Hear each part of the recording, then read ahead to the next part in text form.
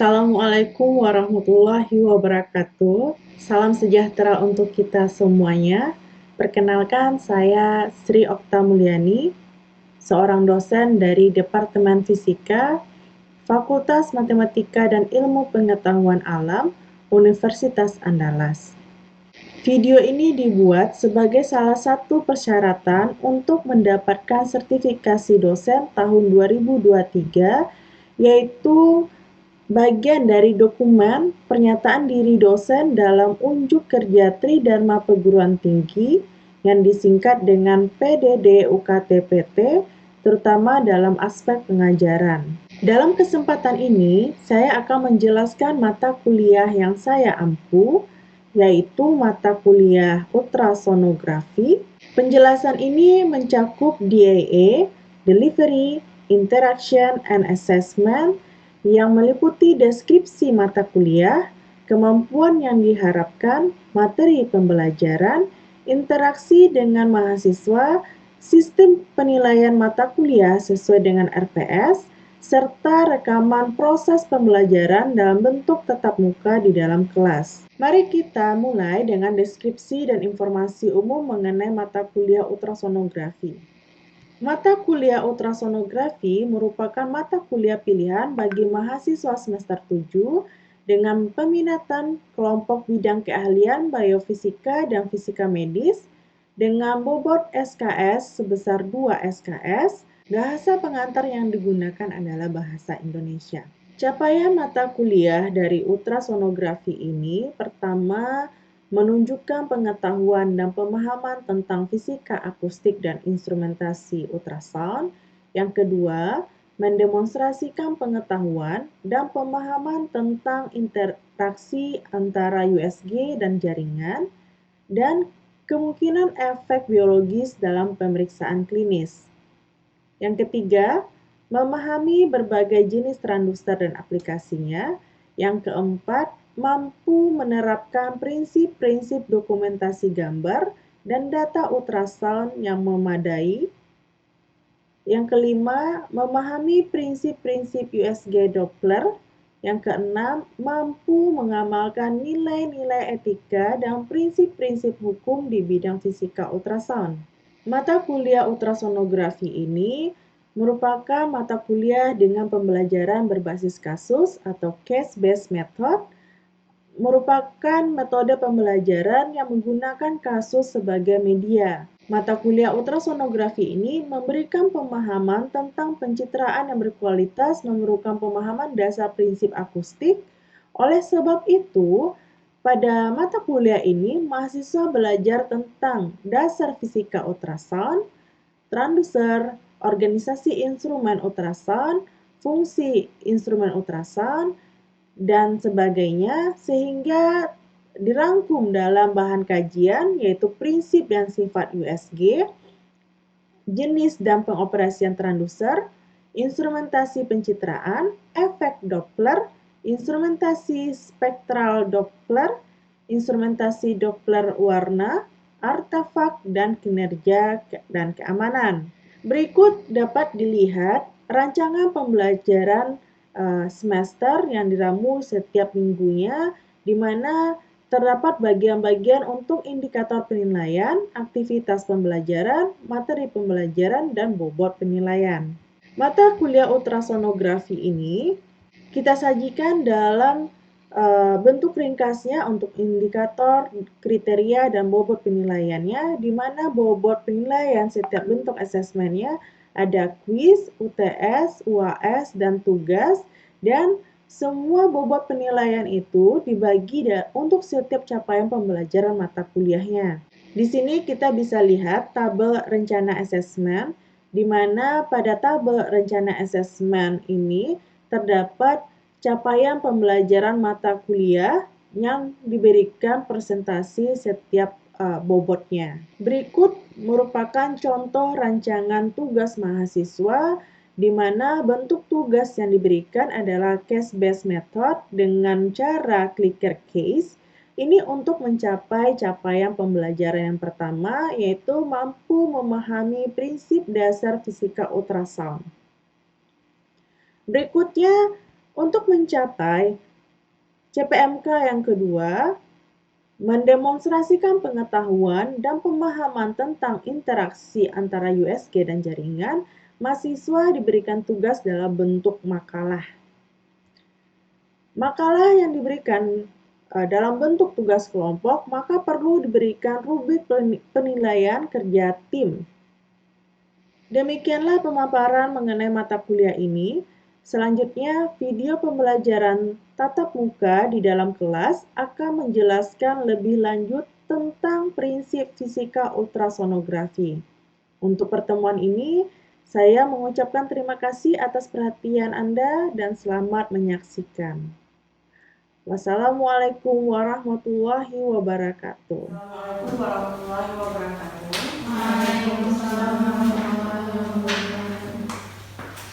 Sebelum kita mulai perkuliahannya, seperti biasa ambil absennya dulu di MyFMIPA. Kode absennya adalah 877390. Kali ini kita akan membahas mengenai fisika dari ultrason atau konsep dasar fisika pada ultrason, gitu ya. Nah, ultrason ini sebelumnya kita udah tahu bahwa dia adalah dari gelombang suara, ya, pemanfaatan dari gelombang suara yang dicirikan oleh tekanan, ya, atau kompresi dan kecepatan partikelnya, perpindahan partikelnya juga, densitas serta suhu. Masih ingat berapa jangkauan frekuensi yang bisa didengar oleh manusia?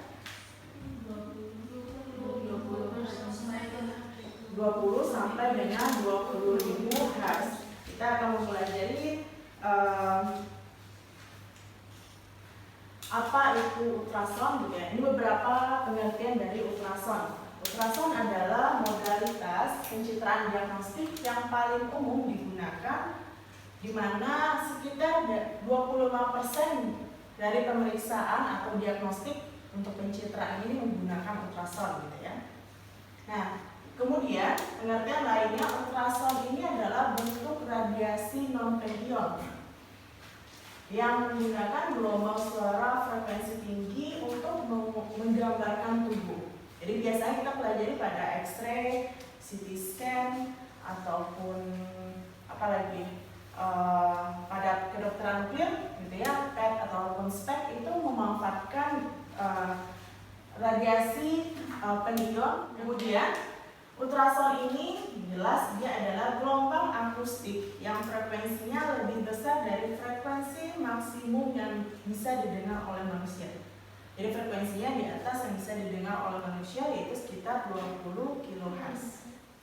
Kemudian pencitraan diagnostik umumnya dilakukan dengan menggunakan ultrason, gitu ya, dimana rentang frekuensinya di atas pendengaran manusia yang biasanya 2 hingga 15 MHz, gitu ya. Nah, frekuensi, ya, pilihan frekuensi ini ditentukan oleh trade-off antara resolusi spasial dan kedalaman penetrasi. Jadi informasi dalam gambar ultrasonik dipengaruhi oleh proses fisik yang mendasari propagasi, refleksi, dan pelebaran gelombang ultrason dalam jaringan. Masih ingat apa itu propagasi? Bagaimana suatu gelombang suara itu merambat? Melalui suatu medium, ya. Kalau secara umum gelombang, gimana cara dia merambat? Kalau gelombang elektromagnetik tidak membutuhkan medium, gelombang mekanik, ya, salah satu contohnya adalah gelombang suara membutuhkan medium, gitu. Nah, bentuk perambatannya seperti apa? Masih ingat dengan istilah transversal dan longitudinal? Nah, apa yang dimaksud dengan transversal? Bisa diberikan definisinya, apa itu periode? Jumlah waktu yang dibutuhkan untuk terjadinya satu gelombang. Iya, jumlah yang diperlukan untuk terjadinya dalam kasus ini satu bukit dan satu lembah. Itu yang kita sebut dengan satu gelombang penuh. Kemudian frekuensi gelombang. Frekuensi gelombang didefinisikan dengan 1/T makna. Jadi ini udah pernah kita pelajari sebelumnya di materi gelombang. Kita mengingat kembali, jadi kita punya dapat kesimpulan bahwa frekuensi dan panjang gelombang itu berbanding terbalik juga ya. Frekuensi yang tinggi itu jelas bahwa panjang gelombangnya akan lebih pendek, dan frekuensi yang rendah akan memiliki panjang gelombang yang lebih panjang. Ini dicontohkan untuk gelombang longitudinal ya. Bentuknya ini bagian yang rarefaction atau renggangan, dan ini bagian yang compression atau yang rapatan. Tadi kita udah bahas sedikit mengenai apa itu frekuensi, dan tadi di awal saya sudah menanyakan juga tentang satuan frekuensi ini untuk mengingat-ingat ya. Ini satuan frekuensi adalah hertz. Ya, 1 hertz itu setara dengan 1 siklus per detik. Gelombang longitudinal ini penting dalam pencitraan ultrasound baik yang konvensional maupun yang Doppler. Perhatikan gambar ini. Kira-kira maksud gambar ini adalah kecepatan perambatan yang besar itu ada pada tulang. Ya. Mari kita lihat pembahasannya lagi. Jadi kecepatan propagasi longitudinal itu khas untuk setiap bahannya. Untuk material yang dilewatinya itu sangat ada nilai khususnya gitu ya. Nah, di dalam tubuh kecepatan rambat suara diasumsikan 1540 meter per detik. Kecepatan rambat frekuensi untuk ultrasound. Jadi karena beberapa jaringan normal memiliki nilai propagasi yang berbeda secara signifikan dari nilai rata-rata yang diasumsikan oleh penilai ultrasound, tampilan jaringan tersebut dapat mengalami kesalahan pengukuran atau artefak. Contoh-contoh artefak apa aja dalam pencitraan? Atau ada bintik-bintik yang ditimbulkan atau speckle gitu yang diistilahkan, itu juga bagian atau contoh dari si artefaknya ini ya. Nah, karena pemindai ultrasound ini mengasumsikan bahwa suara yang tersebar rata-rata di dalam jaringan tubuh itu sesuai dengan jaringan yang lunak ini gitu ya. Maka penundaan pengembalian geomaknya ditafsirkan sebagai indikasi target yang lebih dalam. Jika kecepatan propagasi suara terkait dengan frekuensi dan panjang gelombang dengan persamaan berikut, C itu adalah kecepatan propagasi suara atau kecepatan perambatan suara sama dengan frekuensi kali dengan panjang gelombang. Misalkan kita punya frekuensi 5 MHz. Frekuensi kita 5 MHz. C yang kita tadi berapa untuk yang suara? 1540 meter per second. Nilai lambda sama dengan C per F. C kita 1540 meter per second per 5 MHz. MHz ini setara berapa?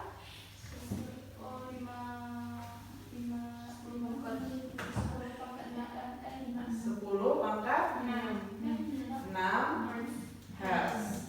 Hertz setara berapa? Seper S. Jadi sama dengan ya, satuannya pasti dalam panjang gitu ya. Oke. Nah, di sini jelas bahwa panjang gelombang itu penentu penting resolusi spasial dalam pencitraan ultrasound. Dan pemilihan frekuensi transducer untuk aplikasi tertentu adalah keputusan pengguna utama ini.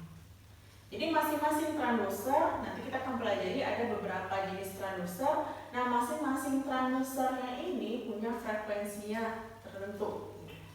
Jadi nanti mungkin kita pakai transducer A, misalnya transducer array untuk pemeriksaan jantung, atau kita menggunakan transducer vektor atau yang linear untuk pemeriksaan jaringan yang lainnya gitu. Karena dia punya frekuensi yang berbeda-beda.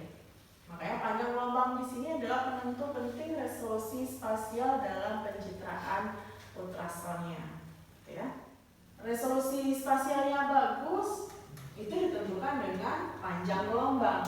Panjang gelombangnya ini juga ditentukan dengan berapa frekuensi yang diberikan. Nah, frekuensi ini nanti juga bergantung kepada penetrasinya tadi. Kecepatan propagasi adalah nilai yang sangat penting dalam klinis USG dan sangat penting dalam menentukan jarak antar muka refleksi dari transdusernya. Nah, coba perhatikan pengukurannya, ya. Apa makna dari nilai tersebut? 154.000 dikali dengan 0,000145.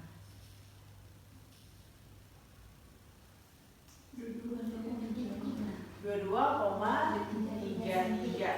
Jadi jaraknya adalah 22,33 cm. Nah, kenapa di sini dibagi dengan 2? Apa maknanya? Hitungnya. Kalau kita ingin tahu berapa ini kedalaman yang sudah dicapai, berarti dibagi 2 karena ada gelombang yang diantarkan dan ada gelombang yang kembali. Tapi kalau ingin tahu berapa kedalaman yang bisa ditemuinya itu adalah 11,165 dengan dibagi 2 tadi ya.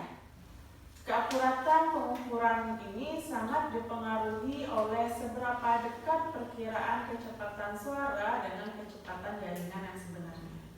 Ini yang tadi saya sebutkan, beberapa konsep penting lagi yang harus kalian pelajari. Ya, lagi tentang akustik impedansi, refleksi, refraksi, dan atenuasi. Karakteristik yang menarik dari USG ini karena biayanya yang relatif rendah.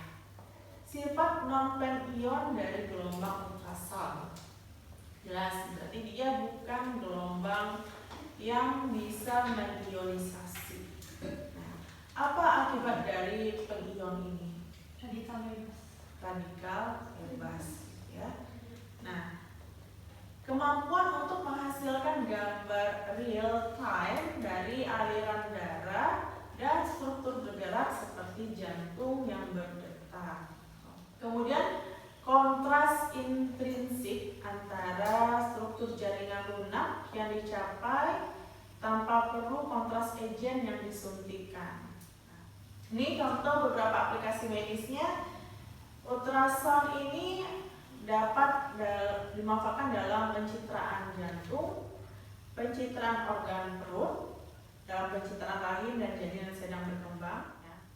Jadi itu kira-kira yang gambaran umum, ya, termasuk yang ini harus dicari lagi, ya, dibahas lagi apa aja konsep penting dari ultrasound fisisnya ini. Ada pertanyaan nggak? Nah, di islandnya itu kalian dapat lihat pada prinsip dasar fisika ultrasonik. Kuis 1, uji pemahaman dasar fisika ultrasonik, silakan dikerjakan. Oke, mari kita lihat kuisnya. Ternyata di 6,5 sampai dengan 7, ya, sekitar 6,16. Waktu yang diperlukan untuk terjadinya satu siklus. Periode. Jumlah siklus yang terjadi per detik. Frekuensi. Variasi maksimum dalam tekanan variabel akustik, densitas atau gerakan partikel, kekuatan gelombang suara. Amplitudo. Laju di mana energi ditransferkan.